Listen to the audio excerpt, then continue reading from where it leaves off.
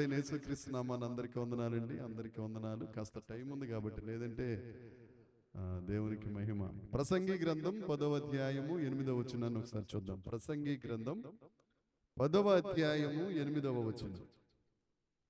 ప్రసంగి గ్రంథం 10వ అధ్యాయం. యథార్థవంతులకు చీకటిలో వెలుగు కలుగుతుంది, వారికి కటాక్షం కలుగుతుంది, వారికి వాత్సల్యం కలుగుతుంది. మూడవది, వారికి నీతి కలుగును, నీతి కలుగును. దేవునికి స్తోత్రం. ప్రసంగి గ్రంథం 10వ అధ్యాయం 8వ వచనాన్ని చదువుదాం. ఎవరన్నా? సొలొమోను గారు రాసిన ప్రసంగి గ్రంథము 10వ అధ్యాయము 8వ వచనం. గొయ్యి త్రవ్వువాడు దానిలో పడిపోతాడు, కంచె కొట్టు వానిని పాము కరుచును. చాలా చాలా దేవుడి వాక్యము ద్వారా మనతో మాట్లాడును గాక. యథార్థంగా ఉంటే చీకట్లో నుంచి బయటకు వస్తాం. ఆమేన్. ఇప్పుడు దాకా దేవుడు తమ్ముడిని మరుగుపరుచుకుని మనతో మాట్లాడిన మాట. యథార్థంగా ఉంటే చీకటిలో నుంచి బయటకు వస్తాం, కటాక్షము కలుగుతుంది. కటాక్షము కలుగుతుందని ముగ్గురు భక్తులు చాలా పెద్ద అర్థం వచ్చే మాట మాట్లాడారు. అందులో మూడో వ్యక్తి మరియమ్మ. భూలోకంలో యేసుక్రీస్తు ప్రభు జన్మించడానికి తన గర్భాన్ని ఇచ్చిన మరియమ్మ అంటది, ఈ దీన స్థితిని దేవుడు కటాక్షించెను.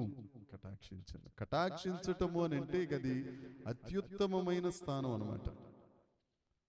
ఎప్పుడు యథార్థంగా ఉంటే. ఇక్కడ ప్రసంగిలో సొలొమోను గారు అంటారు, గొయ్యి తీసిన వాడు గోతిలో పడతాడు, కంచె తీసిన వానిని పాము కరుస్తుంది. నువ్వు ఎప్పుడైతే నీ యథార్థతగా ఉంటావో చీకట్లోంచి బయటకు వచ్చేస్తావు. ఎవడు తవ్వుకున్న గోతులు ఆడే పడతాడనే సామెత మనందరికీ తెలుసు. కాకపోతే కొత్తగా ఇక్కడ వాక్యంలో చెప్తున్న మాట ఏంటి అని అంటే, ఒకవేళ కంచె తీసేస్తే ఏం కురుస్తుందట? నువ్వు యథార్థంగా ఉంటే చాలా చెప్పారు తమ్ముడు. ఏమిటి? కటాక్షం చెప్పారు, వాత్సల్యత చెప్పారు, నీతి చెప్పారు. వాటి వలన ఏం కలుగుతుంది? సంపూర్ణ బహుమానం కలుగుతుంది. వాటి వలన ఇంకేమొస్తుంది? జ్యేష్ఠత్వం వస్తుంది.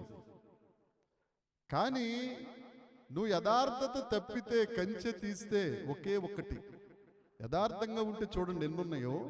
యథార్థత లేకుండా నువ్వు చీకట్లోనే ఉంటాను అని అంటే నీకు ఒకే ఒకటి, సింగిల్ ఇడ్లీ లాగా. ఏమిటట? పాము వచ్చి కరిసేస్తుంది.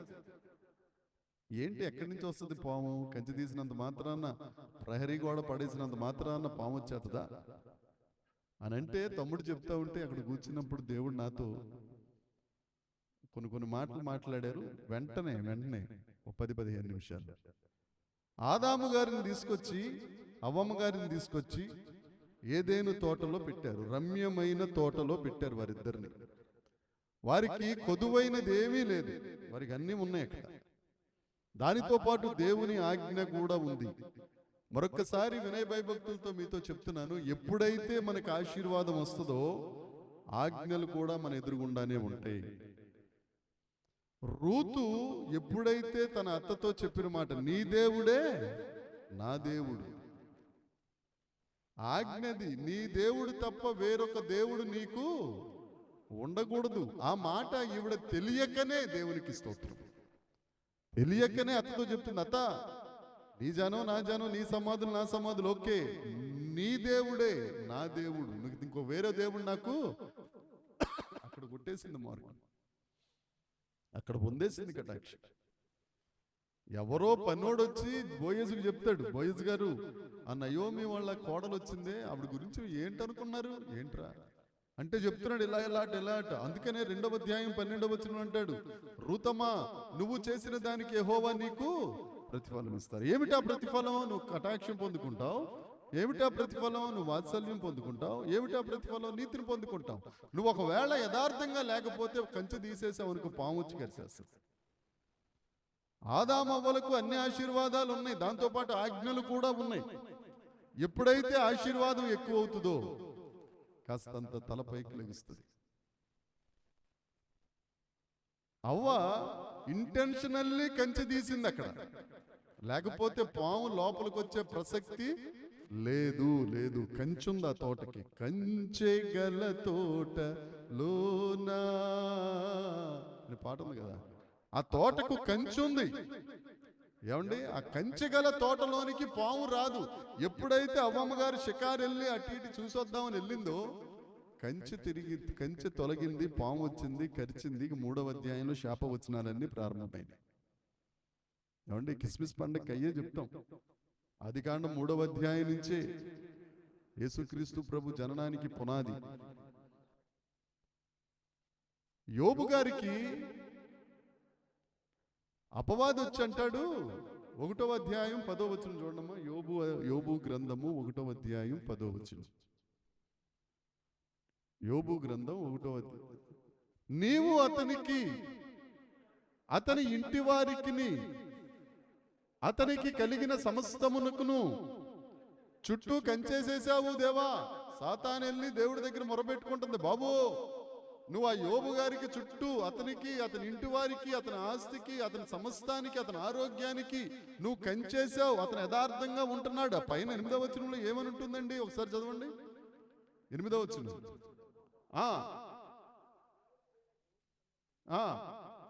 ఆలోచించావా? ఏమిటట? యథార్థవంతులకు చీకటిలో వెలుగు, వారికి కటాక్షం కలుగుతుంది, వారికి వాత్సల్యం కలుగుతుంది, వారికి నీతి కలుగుతుంది. కంచె ఎవరికేస్తారు దేవుడు? 3వ మాట, నువ్వు యథార్థంగా ఉంటే కరుణ, కటాక్షము, వాత్సల్యము, నీతి కలుగుతాయి. దాంతోపాటు 4వ మాట రాసుకోండి, కంచె ఉంటుంది. కంచేస్తాడు దేవుడు నీకు. నువ్వు యథార్థంగా ఉంటే నీ చుట్టూ కంచె ఉంటుంది. యోబుకు అదే జరిగింది. ఆ కంచె ఉంది. కంచె తీస్తే పాము వస్తుంది. కానీ ఇక్కడ జరిగింది ఏమిటి అని అంటే, ఆ అపవాది దేవుడి దగ్గరికి వెళ్ళి, నువ్వు కంచేసేసావు ప్రభు, ఆయన యథార్థవంతుడు, చీకటిలో వెలుగు కలిగిపోతుంది, కటాక్షం ఉంది, నీ కటాక్షం, నీ వాత్సల్యం ఉంది, నీ నీతి అతనికి ఉంది, సంపూర్ణ బహుమానం ఇచ్చావు అతనికి. అంతేకాదు జ్యేష్ఠత్వపు లైన్లో ఆయన ఉన్నారు యోబు గారు. ఇప్పుడు ఎలాగ నేను ఆయన ఇది చేయటం?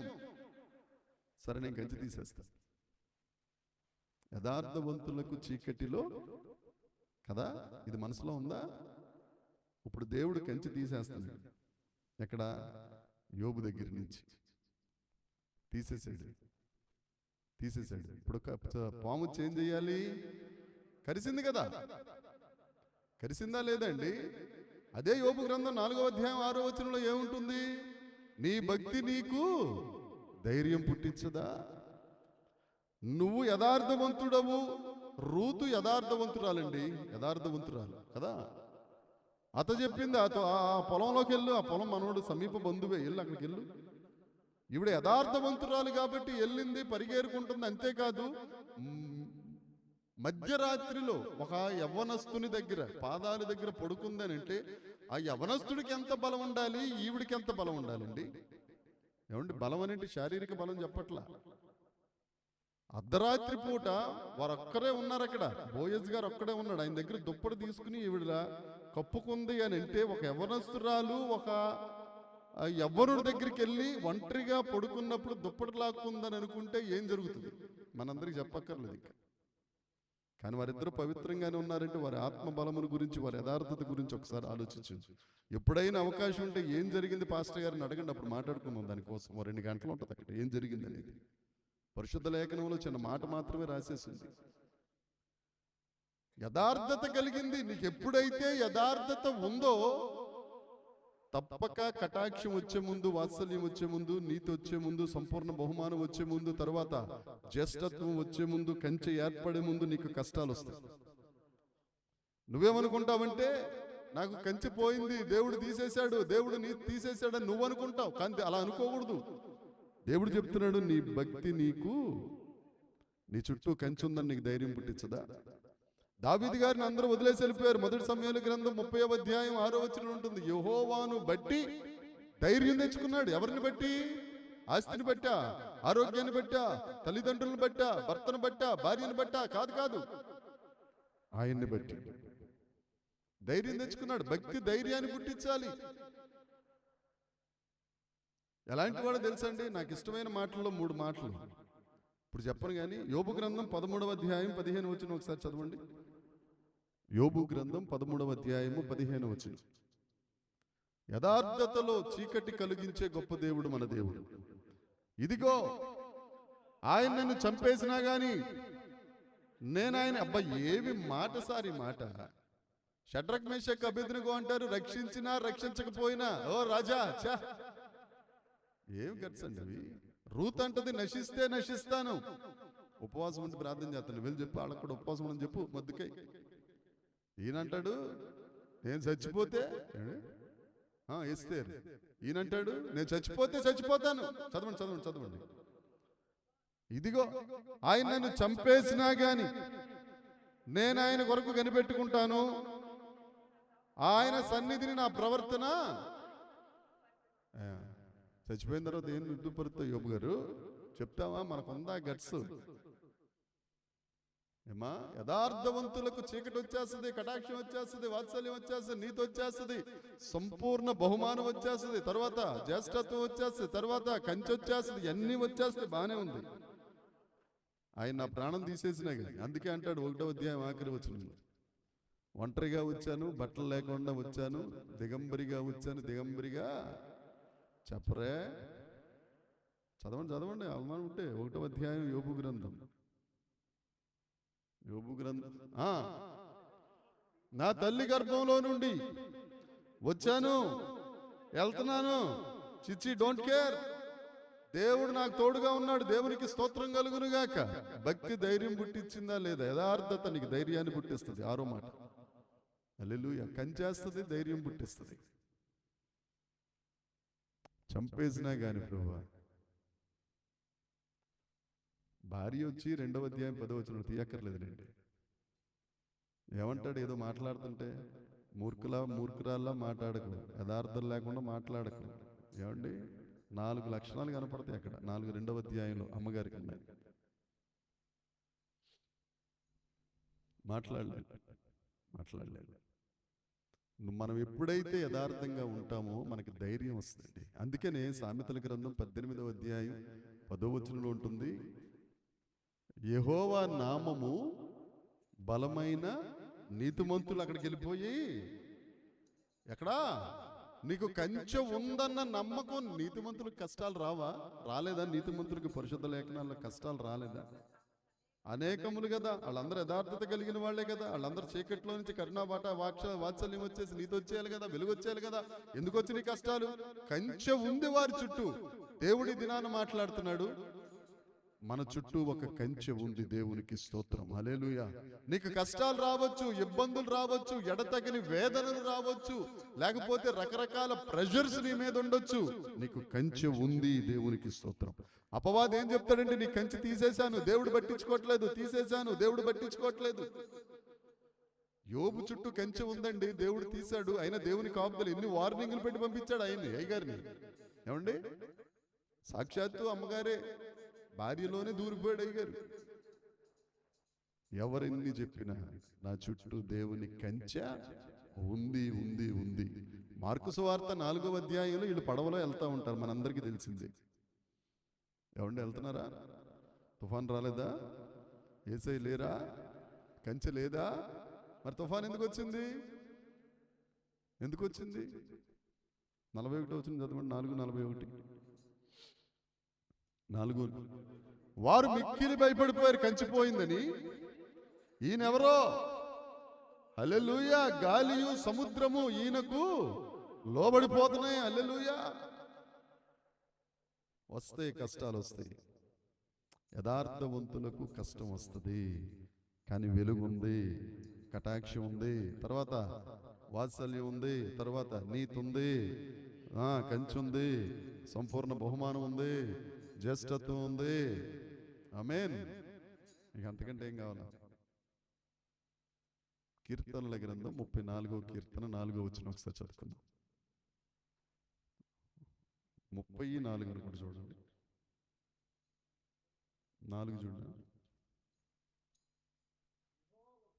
యెహోవా భక్తులారా